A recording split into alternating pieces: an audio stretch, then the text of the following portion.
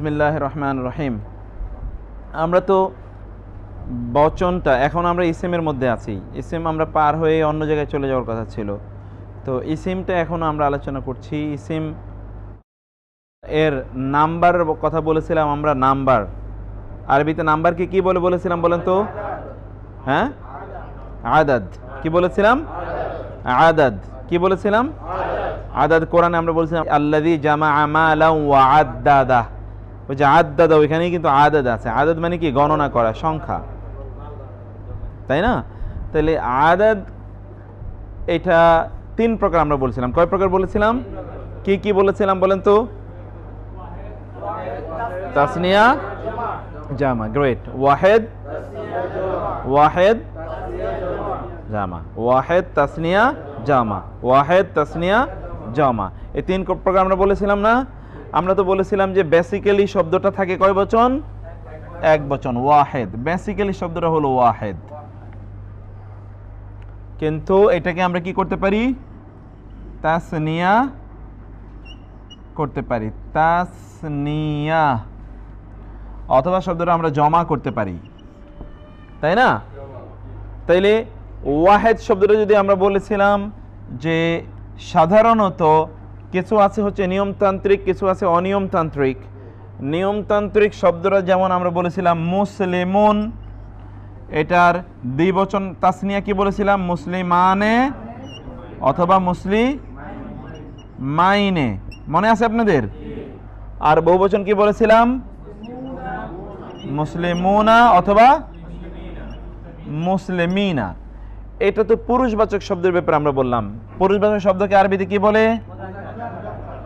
পুরুষবাচক শব্দকে কি বলে? মুজাক্কার। বলেন মুজাক্কার। আর নারীবাচক শব্দকে আরবিতে কি বলে? নারীবাচক শব্দ কি বলে? মুয়ান্নাস। মুয়ান্নাসের এই মুসলিমুন থেকে আমরা আনছি মুসলিমাতুন। এটার দ্বিবচন কি হবে? মুসলিমাতানে অথবা মুসলিমা তাইনে। এতটুকু পর্যন্ত মনে আছে তো? আর বহুবচন আমরা কি বলেছিলাম? মুসলিমাতুন, মুসলিমা তিন। অর্থাৎ স্ট্রাকচার সবই ঠিক আছে, শুধু তুন আর তিন, তাই না? এতটুকু পর্যন্ত মনে আছে না? এইটা তো আমরা নিয়মতান্ত্রিক বলেছিলাম। অনিয়মতান্ত্রিক আমরা যেমন বলেছিলাম, যেমন কালামুন, কিন্তু দ্বিবচন একই রকম হবে, কালা মানে অথবা কালামাইনে। দ্বিবচনে কোনো পরিবর্তন নাই, কিন্তু বহুবচন এসে কি হলো? আকলামুন। বহুবচন কি হলো? আকলামুন। এটা কখনো আকলামুন হতে পারে, কখনো আকলা মান হতে পারে, আর কখনো আকলা মিন হতে পারে। আমরা বলেছিলাম যখন মান দুই জবর হবে তখন একটা অতিরিক্ত আলিফ আনতে হবে। দুই জবর যখন হয় তখন কি হতে হবে? একটা অতিরিক্ত আলিফ আনতে হবে। এই জন্য কোরআনে যেই সকল আয়াতগুলোতে শব্দের শেষটা দুই জবর বিশিষ্ট, ওই জায়গায় আমরা দেখেছি যে একটা অতিরিক্ত আলিফ আনে। যেমন জিকের শব্দটা কিন্তু হয় জিকেরা। কি হয়? যেমন শব্দ হলো রাসূল, কিন্তু হয় রাসূলা। একটা একালিফ দেয়া লাগে যদি দুই জবর থাকে।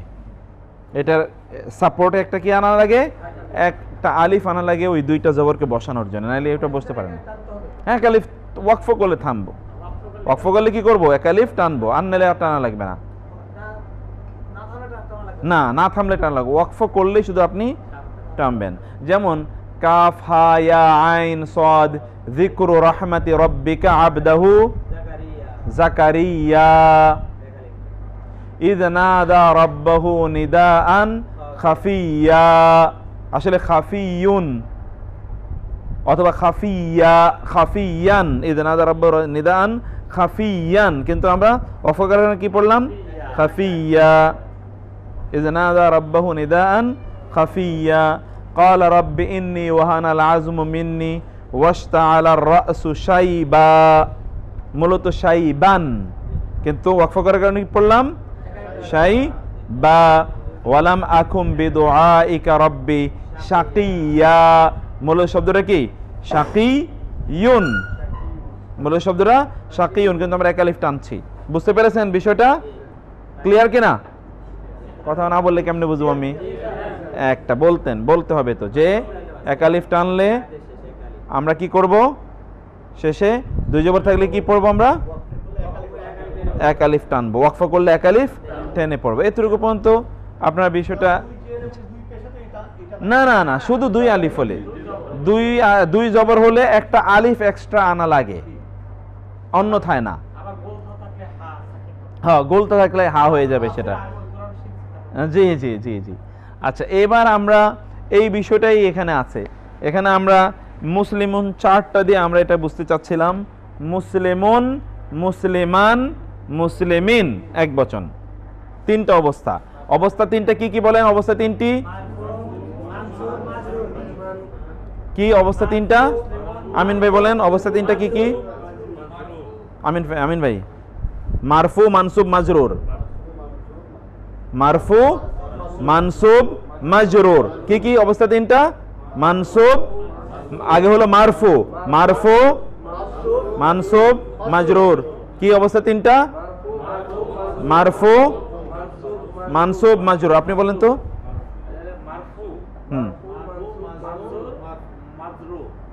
মাজরুর, মারফু, আবার বলেন তো। মানসুব বলবেন আগে। মারফু, মানসুব, মাজরুর। মারফু বলেন। মারফু থেকে, মারফু এটা তো আমাদের বেসিক পড়া, আমরা আগে পড়ে এসেছি। মারফু, মারফু, মানসুব, মারফু, মানসুব বলেন। মারফু, মানসুব আগে বলেন, বলতে থাকেন আপনারা কেউ বলেন তো। মারফু,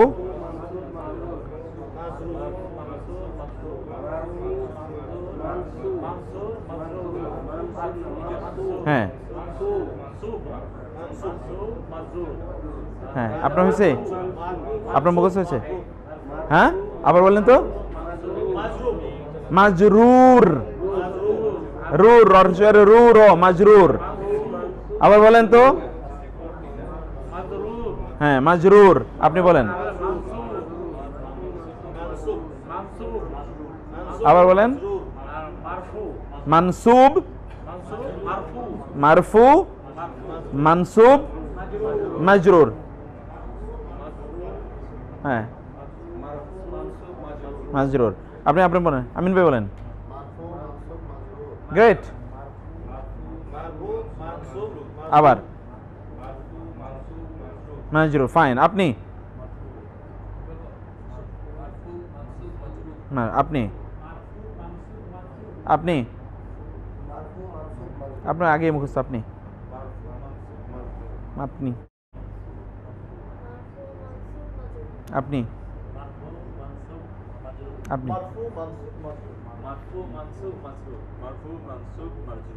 আপনি আদ ভাই।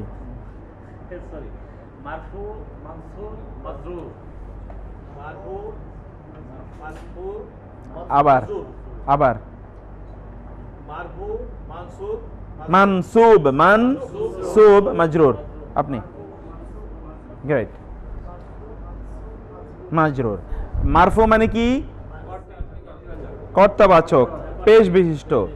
আর মানসুব মানে কর্মবাচক, জবাব বিশিষ্ট। আর মাজরুর মানে সম্বন্ধবাচক, জের বিশিষ্ট। আবার বলেন, মারফু মানে কি? কর্তাবাচক, পেশ বিশিষ্ট। মানসুব মানে মাজরুর। আবার বলেন, মারফু মানে কি? কর্তাবাচক, জবাব বিশিষ্ট। বলেন, মারফু মানে মারফু, কর্তাবাচক, পেশ বিশিষ্ট। মানসুব, মাজরুর, সম্বন্ধবাচক, জের বিশিষ্ট। আপনি বুঝতে পেরেছেন? আপনি বুঝতে পেরেছেন? না, ফার্স্ট ক্লাস দেখে এই জন্যই তো জিজ্ঞেস করছি। বুঝতে পেরেছেন? ওকে, ফাইন। আমরা পরে আরো বিস্তারিত বুঝবো। আচ্ছা, এটা মুখস্থ হয় নাই কার? ওকে, আমাদের এটা তো আগের পড়া, এটা এখন আমাদের নতুন ইস্যু না। আমরা তাইলে বললাম, বলেন তো কালামুন, কালামান, কালামিন, কালামুন, রাজুলুন, যাকারুন, কুরআনুন, ফুরকানুন, আরো তাড়াতাড়ি বলবেন, রাসূলুন, ইমরাতুন, গোলামুন, গোলামুন, গোলামুন, গোলাম মানে কি? গোলাম মানে কি? গোলাম, গোলাম মানে বালক, এটা তো আপনারা পড়ে এসছেন, এখানে আমরা পড়েছি। গোলাম মানে কি? বালক। গোলাম মানে তো বাংলা ভাষার গোলাম না, কোরআনের গোলাম। কোরআনে যে শব্দটি আসছে ওয়া আম্মাল গোলামু ফাকানা, কোরআনে আছে। আচ্ছা, তারপরে একটু আমরা যাই, এবার আসেন তো একটু এটা ইয়ে করেন, মুসলিমুন দিয়ে বলেন তো দ্বিবচন এবং বহুবচন। মুসলিমুন, আমি বলি কিভাবে বলবেন, বলেন মুসলিমুন, মুসলিমানে, মুসলিমাইনি, মুসলিমুনা, মুসলিমিনা। বলেন তো মুসলিমুন, মুসলিমানে, মুসলিমাইনে, মুসলিমুনা, মুসলিমিনা। ওকে, গ্রেট। তাই এবার মুমিনুন বলেন তো, মুমিনুন, মুমিনানে, মুমিনাইনে, মুমিনুনা, মুমিনিনা। ওকে, এবার আসেন হচ্ছে তায়েবুন, তায়েবানে, তায়েবুনা, তায়েবিনা। ক্লিয়ার হচ্ছে? ওকে, তারপরে আসেন আমরা বলেছিলাম, হ্যাঁ জি, না মুসলিমানি তো, মুসলিমানি না, মূল শব্দ মুসলিমানি, ঠিকই আছে, মুসলিমানি, নুনজের নি, নিয়ে নে না, নুনজের নি, মুসলিমানি, মুসলিমাইনি। আর হলো মুমিন, আমরা বললাম বলুন তো আবেদুন, আবিদানি, আবিদাইনি, আবেদুনা, আবিদিনা। এতটুকু পর্যন্ত তো ক্লিয়ার। এবার আমরা তারপরে যাই তো একটু নিচে কি আছে। এবার আসেন মুআন্নাস, নারীবাচকটা একটু আমরা দেখি। নারীবাচকটা একটু খেয়াল করবেন। নারীবাচক যেমন হচ্ছে মুসলিমাতুন, মুসলিমাতুনের জন্য আমরা দ্বিবচন কি আমি বলছি, আপনি খেয়াল করবেন। মুসলিমাতুন, মুসলিমাতানি, মুসলিমাতাইনি, মুসলিমাতুন, মুসলিমাতিন। বলেন তো মুসলিমাতুন দিয়ে কি হবে?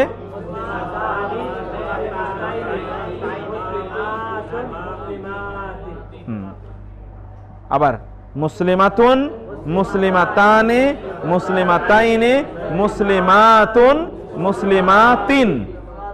ঠিক আছে? ওকে, এবার আমরা মুমিনাতুন দিয়ে বলেন তো, মুমিনাতুন, মুমিনাতানি, মুমিনাতাইনি, মুমিনাতুন, মুমিনাতিন। তায়েবাতুন, তায়েবাতাইনি, তায়েবাতুন, তায়েবাতিন। ওকে, গ্রেট।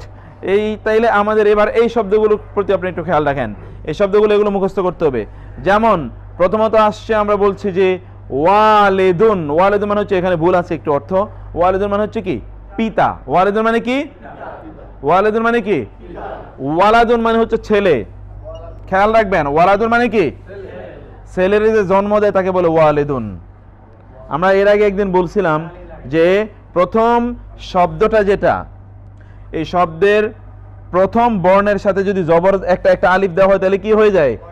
ওই কাজ যিনি করেন তা হয়। যেমন ধরেন আমরা বলেছিলাম জুলমুন। জুলমুন মানে কি? অত্যাচার। যে জুলুম করে তাকে বলে জালেম। যেমন ফিসকুন মানে হচ্ছে পাপ, যে পাপ করে তাকে বলে ফাসিকুন। যেমন ফাসাদুন মানে হচ্ছে নষ্ট হয়ে যাওয়া, কোন যে ফাসেদুন, ফাসেদ, তাই না? তো আবাদুন মানে হচ্ছে ইবাদত করা, যে ইবাদত করে তাকে বলে আবেদ, তাই না? তাওবুন মানে হচ্ছে তওবাকারী, এটা হচ্ছে তাইবুন। এখানে আমরা যদি এইটা দেই তাহলে তাইবুন, তওবাকারী হয়ে যায়।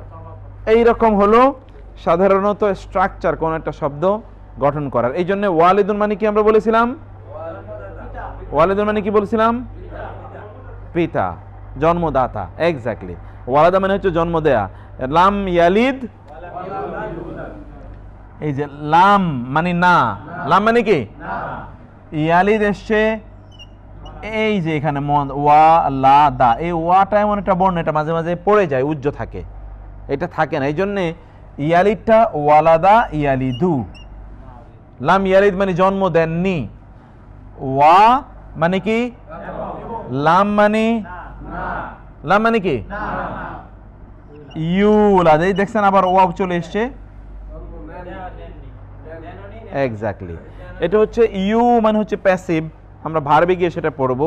ইউলাদ মানে জন্ম নেননি, তার মানে কেউ তাকে জন্ম দেয়নি, তিনিও জন্ম দেননি, কেউ তাকেও জন্ম দেয়নি। এটা হচ্ছে লাম ইয়ালিদ ওয়া লাম ইউলাদ। বুঝতে পেরেছেন লাম ইয়ালিদ ওয়া লাম ইউলাদ মানে কি? লাম মানে কি বললাম আমরা? ইয়ালিদ মানে কি? জন্ম দেননি, তিনি দেননি, তিনি দেন। ইয়ালিদু কি থেকে এসছে? ওয়ালাদুন। ইয়ালিদ কি থেকে এসছে? ওয়ালাদুন। এটা মনে রাখবেন, কারণ এটা সূরা নিসাতে ব্যাপক পরিমাণ ওয়ালাদুন ব্যবহার আছে। ওয়ালাদুন মানে কি বললাম আমরা? সন্তান। ওয়ালাদুন মানে কি? সন্তান বা যাকে জন্ম দেওয়া হয়েছে, বিগোটেন চাইল্ড, বিগোটেন যাকে জন্ম দেওয়া হয়েছে, যিনি জন্ম দেন তাকে তাহলে কি বলবো? ওয়ালিদুন। যিনি জন্ম দেবেন তাকে কি বলে? ওয়ালিদুন। এটা হলো জন্ম দেন, কে জন্ম দেয়? পিতা। আর মাকে কি বলে? মার সাথে এটা কি মা বোঝানোর জন্য কি লাগান লাগে আমরা বলেছিলাম? গোলতা। তার মানে ওয়ালিদাতুন মানে হচ্ছে মা, জন্মধাত্রী। হ্যাঁ, এই যে তা মানে কি? নারীবাচক না, তা দিয়ে কি করছি আমরা? মুয়ান্নাস করেছি না, বলতে হবে তো, তা দিয়ে কি বানাচ্ছি? তাইলে এটা হলো ওয়ালিদুনের সাথে ওয়ালিদাতুন। যেমন আমরা এর আগে বলেছিলাম তা এবন মানে হচ্ছে তওবাকারী পুরুষ, আর যদি নারী হয় তাহলে তা এবাতুন, তাই না? যেমন আমরা বলেছিলাম আবেদুন মানে হচ্ছে পুরুষ ইবাদতকারী, কিন্তু আবেদাতুন, তাই না? ঠিক আছে, আবেদা। এইভাবে হলো বিষয়টা। আমরা এবার 2 নম্বর হচ্ছে রাজুলুন।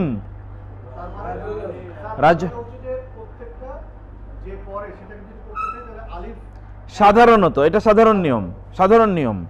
আলিফ কি? একটা প্রথম বর্ণের সাথে একটা আলিফ যোগ করতে হবে। প্রথম বর্ণের সাথে কি করতে হবে? আলিফ যোগ করতে হবে। বুঝতে পেরেছেন? কি বানানোর জন্য? এটা কর্তাবাচক বানানোর জন্য। আপনি কি বুঝতে পেরেছেন? আপনি বুঝতে পারেন নাকি? হাত তোলেন তো। ওকে, মাশাআল্লাহ। এবার হ্যাঁ, এই জন্য আপাতত বলছি, কারণ আমরা তো এখনো 3-4 অক্ষর শেখাই নাই। 4 অক্ষর হলে কি হবে সেটা পরে বলতেছি। আচ্ছা, 2 নম্বর বলেন তো রাজুলুন। রাজুলুন মানে কি বলছিলাম আমরা? রাজুলুন মানে কি? রাজুলুনের দ্বিবচন কি? আর বহুবচন হচ্ছে রিজালুন। বহুবচন কি? রিজালুন। তাহলে রিজালুন কয়টা অবস্থা? রিজালুন, রিজালান, রিজা, বলেন তো। রিজালুন, রিজালিন। মারফু, মানসুব, মাজরুর। মারফু, মানসুব, মাজরুর। রিজালুন হচ্ছে মারফু। কি কারণে মারফু? 2 পেশ। রিজালান মানসুব, কারণ কি? রিজালিন মান এটা কি? মাজরুর, কারণ কি? মাজরুর, কারণ কি? জের বিশিষ্ট। মাজরুর মানে কি? জের বিশিষ্ট, আমরা বুঝলাম। এরপরে আসেন তো মুমিনাতুন মানে হচ্ছে মুমিন নারী। মুমিনাতুন মানে কি? তাহলে এটা কি কি হবে?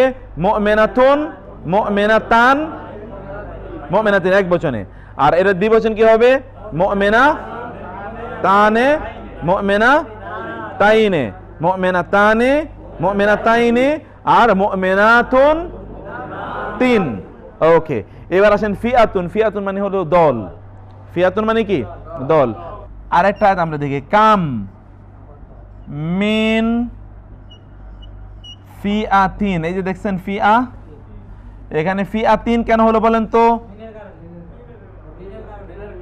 আপনার হারফে জার, এটা পড়ে এসেছিলেন মিনাল জিন্নাতে, আমরা এখানে কিছু তো আলোচনা করছিলাম। মিন হলে কি হয়? পরের শব্দটা জের হয়। কাম মানে কত, কাম মানে